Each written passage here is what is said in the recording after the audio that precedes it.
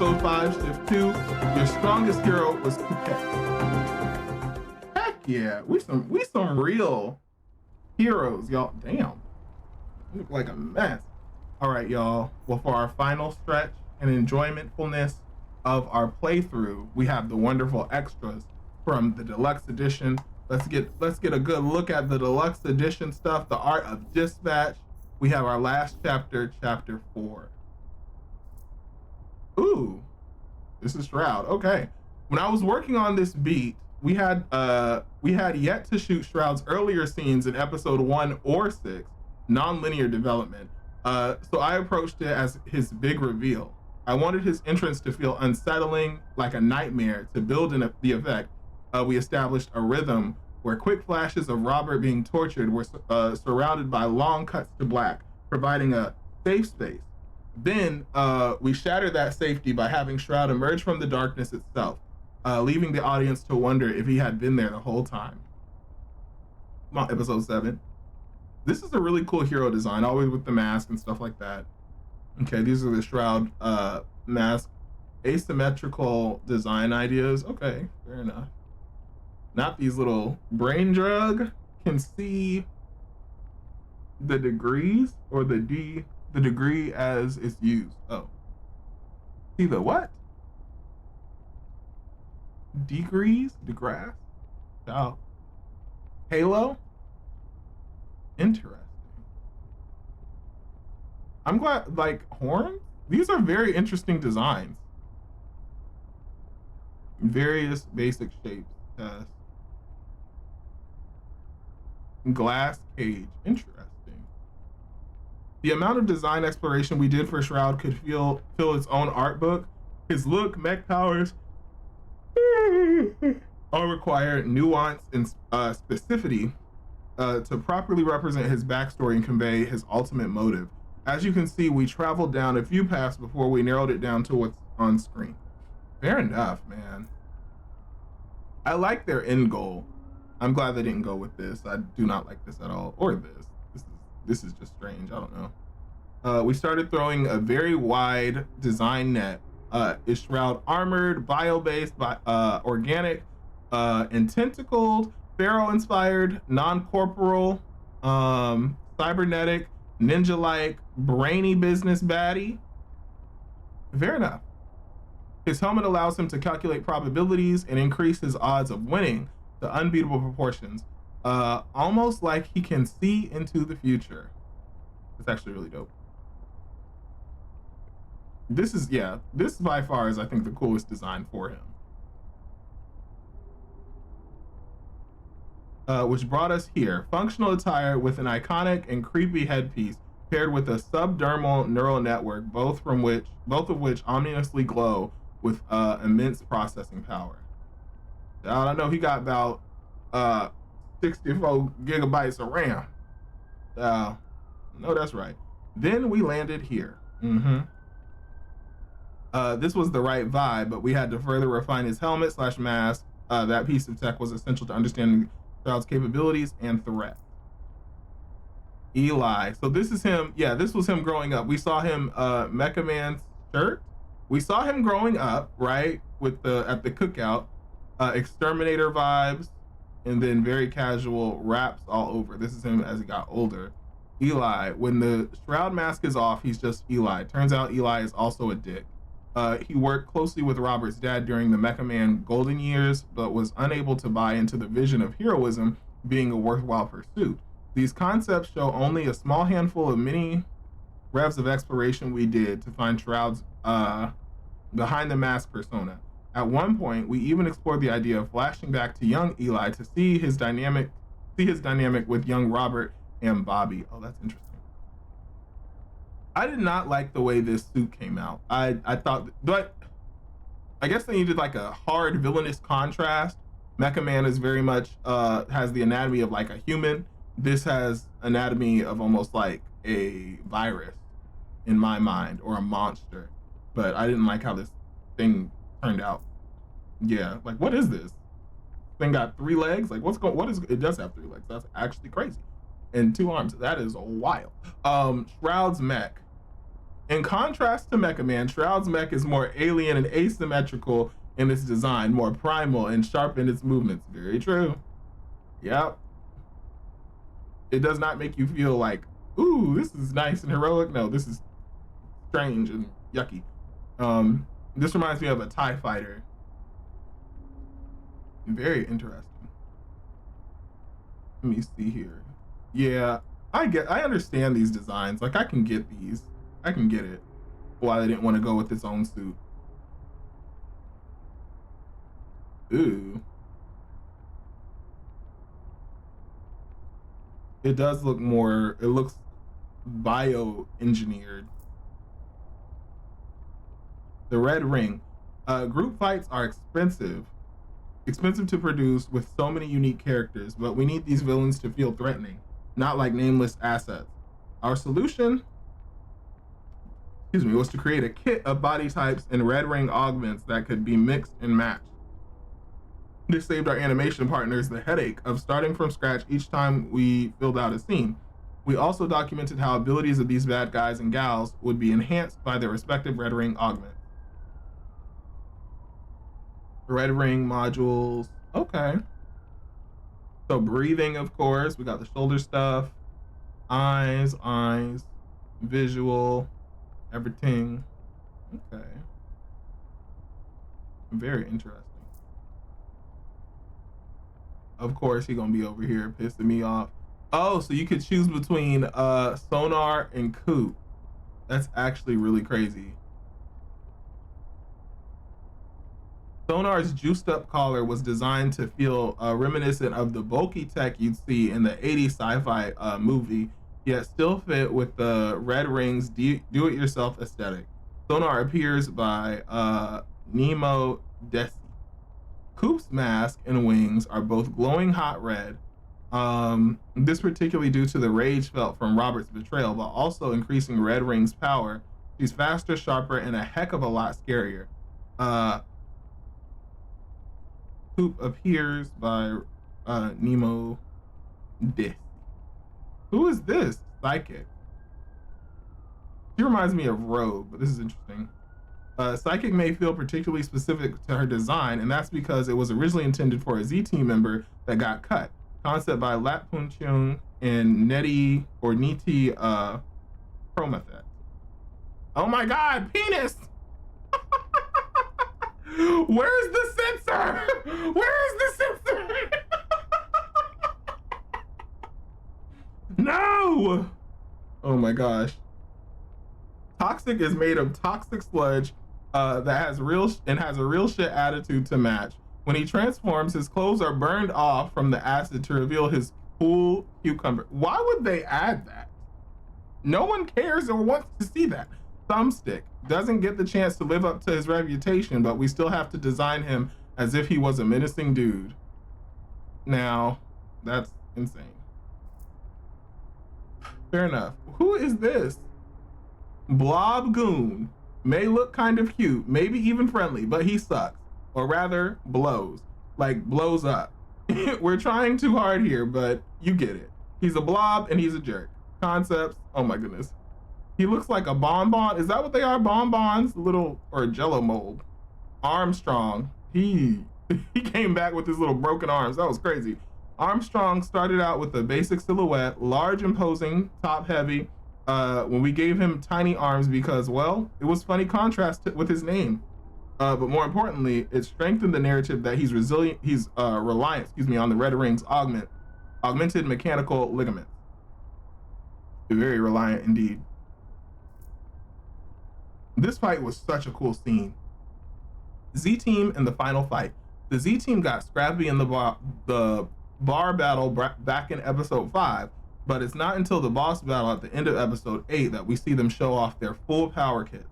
Some even discover perfect synergy with a bud and a wombo combo move. First step was to take a stock of all their respective powers, then brainstorm the most interesting and entertaining ways they could work together. Next, we board out the scenes to understand the flow and communicate the scope and vision to the rest of the team. Now boarding action beats ain't the prettiest, In order to convey lots of tiny kinetic movements, it's fast and messy. Detailed visuals take a back seat to informational sketches and notes, often paired with 3D pre-visualization and live action reference material filmed by our team. This is how we worked out these combat shots and found the right pacing so our ragtag team could finally step into their roles as full-blown superheroes.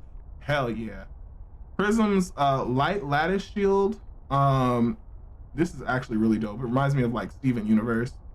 Malevola's strength and sword synergy concept. Yes.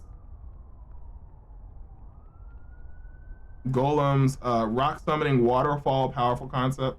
Yeah. This is cool. Z-Team assembles against a common enemy. Malevola portals to watch Prism's back.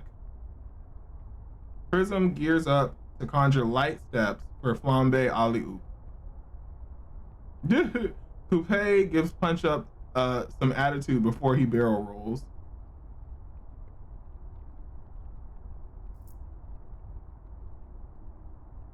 This is funny.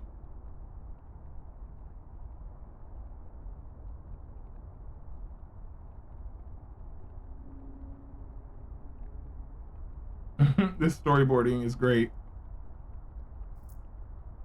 Blazin'. Okay. I was not expecting us to see her power down, which was actually very cool. If you aren't, if you didn't already know from your choice in episode 4, it may be a shock to learn Blazer isn't a natural blonde. Be cool. It's a sensitive topic. Turns out the best, what is that? Balayage.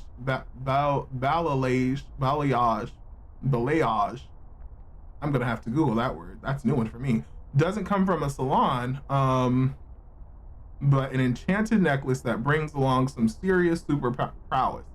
All of which Chase benefits from once he dons the gemstone. That's actually really. It made him blonde. Oh my god! I just realized that. It really did make him blonde because his hair was white. That's funny. That's so cute though. Oh, I can't believe he got to the dog. That terrified me. Don't touch beef. Leave beef out of it. If you got beef with me, then have beef with me and not beef with beef. Leave beef alone. The setting, the attack. By episode 7, our team is exhausted and beaten down, and the Red Ring launches a widespread attack on the greater Los Angeles area.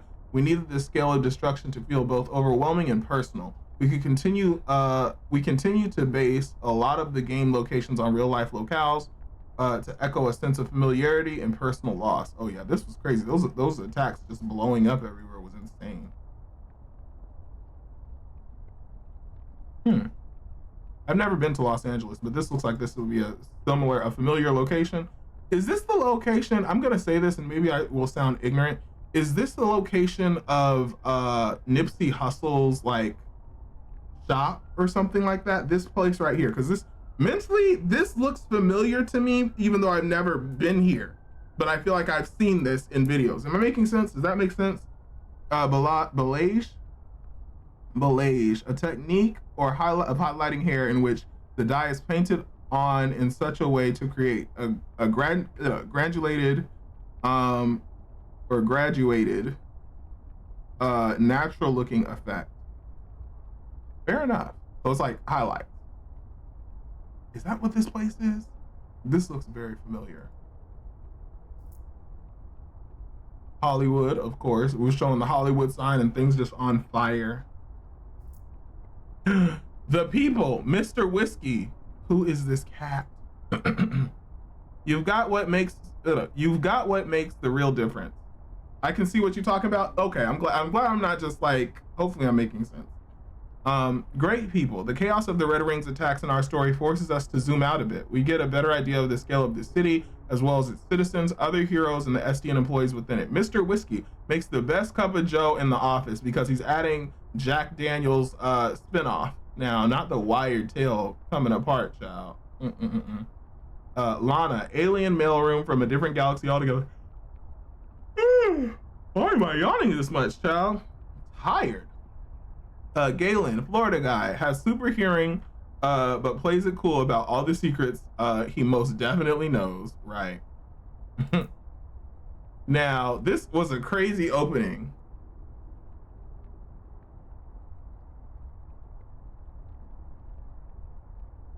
Incredible. Also, if you're hanging out, we're going to be watching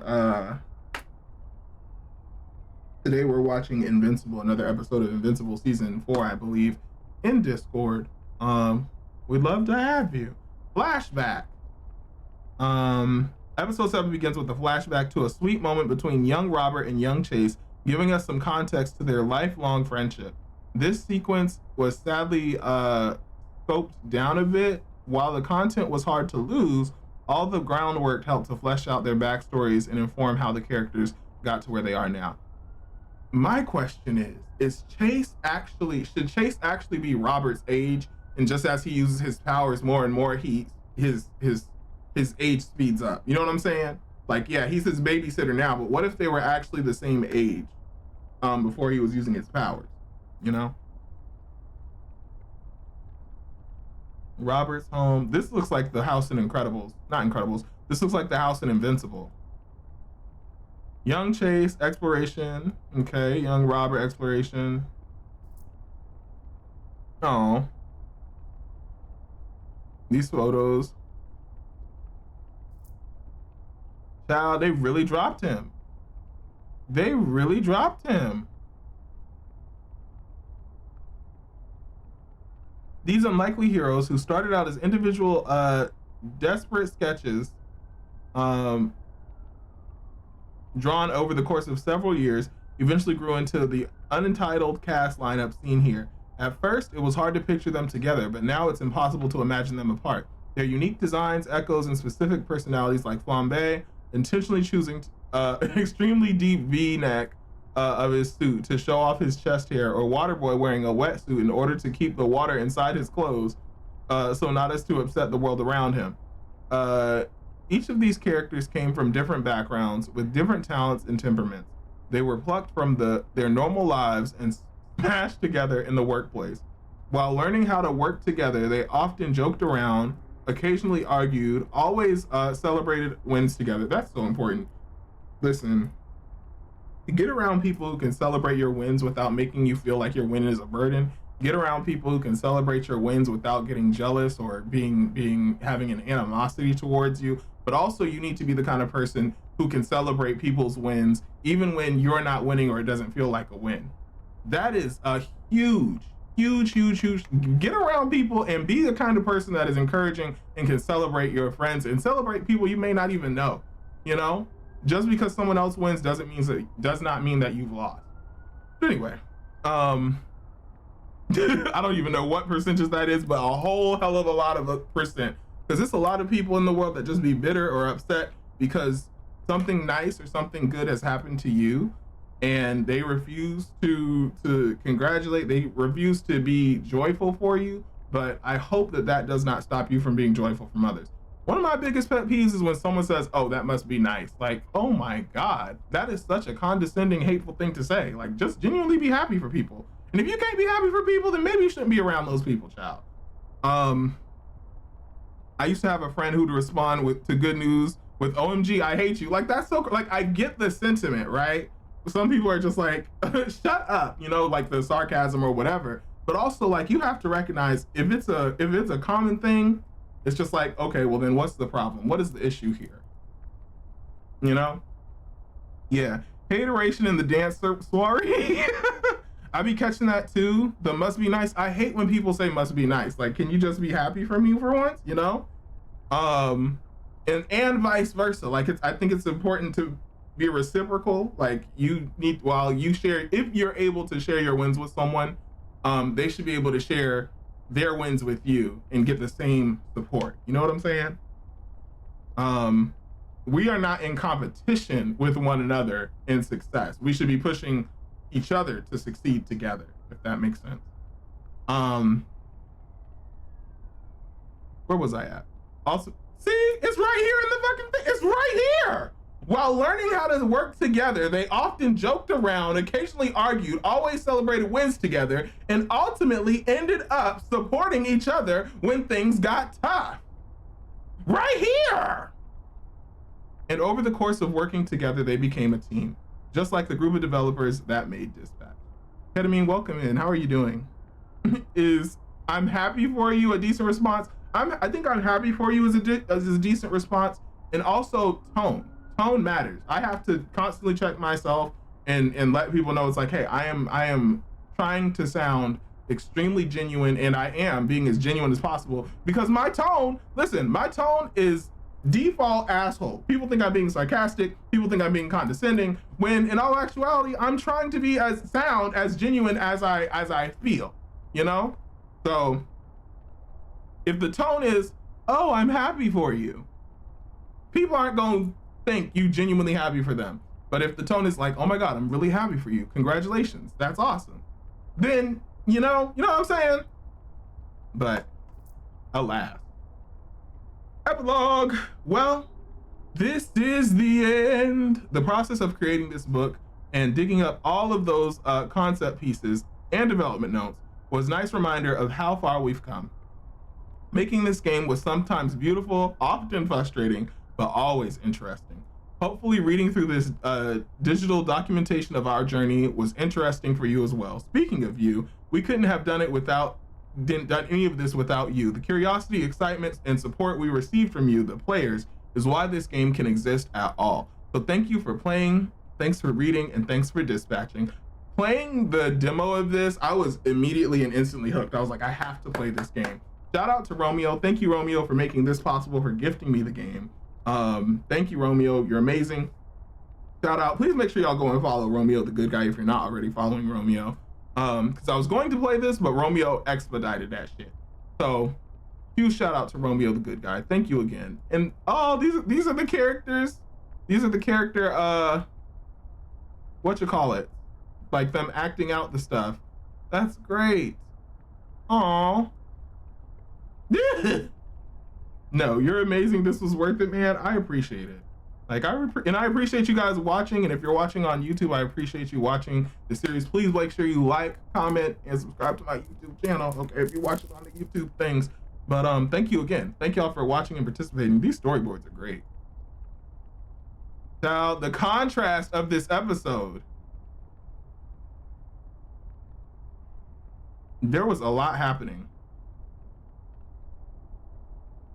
But now my man, he absolutely punched me in the back of the head. That's crazy.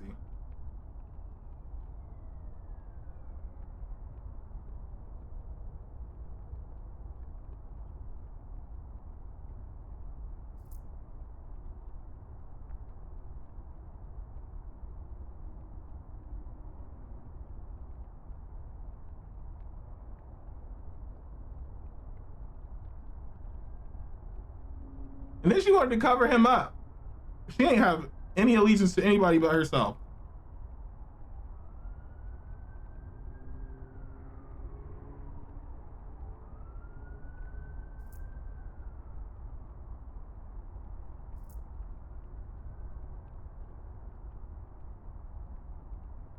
Oh no, this is the last picture. And then the thank you card. I love it. Why does he have a V? Why does he have a V for his pants? No one wants to see your crotch hair. What is happening?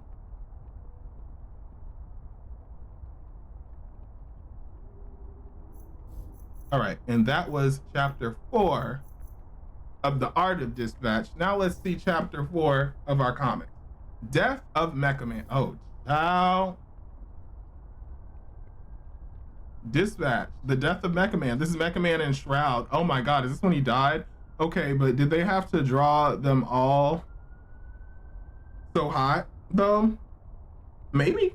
Yeah. Oh, this is a lot, child. Oh, I'm glad Chase didn't die, but child, what are we about to read? All right, this is I guess Robert's dad. You canceled the vote? Yep. No, this is fucked up, Robbie. That's the 5th time. Chill out, Eli, or you'll pop a spark plug. You promised me it would be today. Promise? Promise! Oh, this is where they have a fight. Okay. Did I do a pinky swear? Don't be a fucking child. I challenge you. I challenge you. It's crazy. The fuck's that supposed to mean? I'm going to beat Mecha Man. And then when I do, you'll make me an official member of the Brave Brigade. And give me back my Astral Pulse. Your Astral Pulse, I made it. I made all of it. Ooh. And now I'm going to unmake it. Oh. Yeah. Oh, he freaking out. Oh yeah, his thing, his apparatus is changing. It broke. Now get in the suit. Oh. Oh. What do I need the suit for? You think you can't take a nerd? Oh, you think I can't take a nerd super glued to his fucking toys just like this? Stop being an idiot and get in the suit. Oh. You're not worth the effort it would take to flip on the ignition. Ooh, damn. Get in the fucking suit. Oh. Wow. Oh, he threw the rag on his face. Oh my God. Nasty work. Oh my God. Now, Robert's daddy didn't give a damn. Oh my God. Well, I came late. Well, I'm glad that you came at all, Nene. Welcome in. I ain't got my noties on, fair enough. You know, I be turning my noties off as well. Let's lift the shroud so we can see. Oh, let's lift the shroud so you can see this one coming. Oh my God. So that's why his name is Shroud. Very interesting. He's Shroud because he threw this rag over him. He couldn't see it. He couldn't see the pops coming, child. That's crazy. That's actually nasty work. His eyeball hanging out. Dang. Dang. Dang. Is that Chase? It is Chase. What the fuck, man?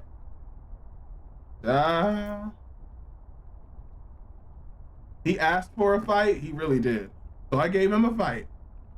If I didn't step in, you would have fucking killed him. Bullshit. He really is a kid. You think the villains out here are gonna pull their punches? Chase, I always knew you had it from the first day we met. With Eli, I've never been convinced. Ooh, that's kind of, not Romeo. I'm screaming. I'm mad. OMG, I give up. Ooh, the typos are eating you up, Nene. I am so apology. But if he comes back tomorrow after all that, I'll know for sure I got a real hero on my hands. Not if he comes back. Come on, Chase. You see what I see. I know you do. I'm gonna see if Vitalia's got Eli up yet. Don't make me the bad guy. Oh, snap. I didn't do shit. You did that to yourself. Oh, snap. Robbie? Robbie. Clubam. Shit. What? He really got up and just shot the man. That's actually crazy.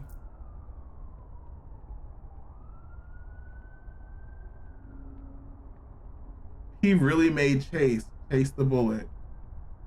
Oh my God. What? Fuck.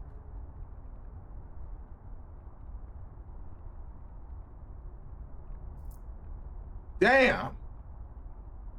What the fuck, man? Hey, hold on, Robbie. Hold on, I got you. Hey, what the fuck? Oop, he's gone, child. Chase, I'll get you, fucker. I'll get Chase. I'm here. I got you. I'm gonna get some help. Damn, this is traumatic as hell. Oh my God. Now, Shroud was talking all this junk talking about, yeah, his father was begging for his life and this, that, and the third. That is not the case. You and your bitch ass came in with a gun from the door and just shot him because you a bitch. Like, what? That's crazy. That is actually crazy. So he was lying. Thinking you'll be lying. Okay. That's rough. The death of Mecha Man. So you literally just assassinated him. You couldn't handle the 1-2 skipperoo, skibbity doo, the skibbity paps. So you went to the trunk and got Robert Robertson Jr.'s gun and shot him with his own gun. Like, you bitch made for real, for real. All right, and these are the people who created the comic book. Shout out to this team. This team is fantastic. Okay, y'all. And there we have our first playthrough of Dispatch. Yeah, baby! We ate that! Did it up! Thank you so much for watching. If you're watching on Twitch,